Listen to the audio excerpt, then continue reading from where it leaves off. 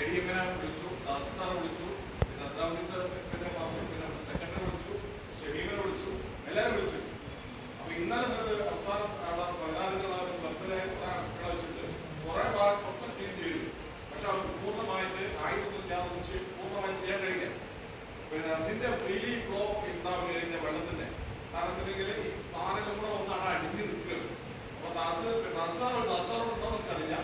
വളരെ അലംഭാവത്തോട് കൂടിയിട്ടുള്ള ഒരു സംസാരമാണ്. അത്തരം ഒരു ക്രിട്ടിക്കൽ ലെവലിലേക്ക് വളരെ വലിയ ആശങ്ക കൂടിയിട്ട് വരുന്നത്. കാരണം 2018 2019 വെള്ളപ്പൊക്കത്തിന്റെ കെടുതികൾ അനുഭവിച്ച ആളുകൾ എന്ന റൂട്ടിലേക്ക് രണ്ട് ഭാഗത്തും വലിയ പ്രയാസമുണ്ടാകുന്ന ആളുകളാണ്. അപ്പൊ അവിടെ ഷമീമിന് ഞാൻ നമ്പർ കൊടുത്തു, ഷമീം വിളിച്ചിട്ട് നമുക്ക് മെസ്സേജ് തിരിച്ചു അയച്ചു കൊടുത്തു. പക്ഷെ അതിൽ ഇന്ന് രാവിലെ പോയിട്ട് സാധനങ്ങൾ ഇന്ന് ഭാഗത്ത് ക്ലീൻ ചെയ്തില്ല. അവിടെ അത് ക്ലീൻ ചെയ്ത് കഴിഞ്ഞാൽ ഗുണം വെച്ചിട്ടുണ്ടെങ്കിൽ വെള്ളത്തിന്റെ വളരെ ഫ്രീ ആയിട്ടുള്ള പോക്കില് തടസ്സാത്ത പോക്കിലേക്ക് അവിടെ മാറും. അതിന് വളരെ അടിയന്തരമായി ചെയ്യേണ്ട പ്രശ്നമാണത്.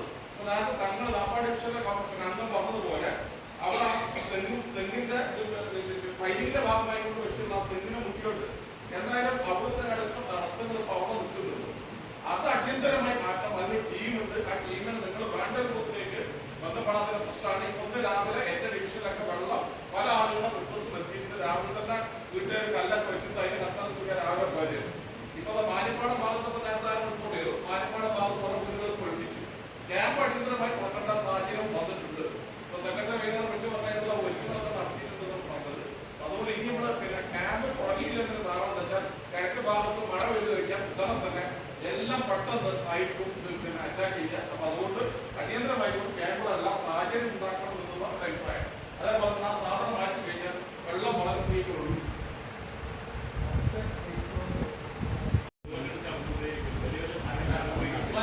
അങ്ങനെ പറഞ്ഞു പോകല്ല. വിളമുണ്ടിരിക്കുന്നുണ്ടെങ്കിൽ അവിടെ വിലങ്ങിന് നല്ല മരം വന്ന് അടിഞ്ഞിരിക്കുന്നുണ്ട്. അത് കട്ട്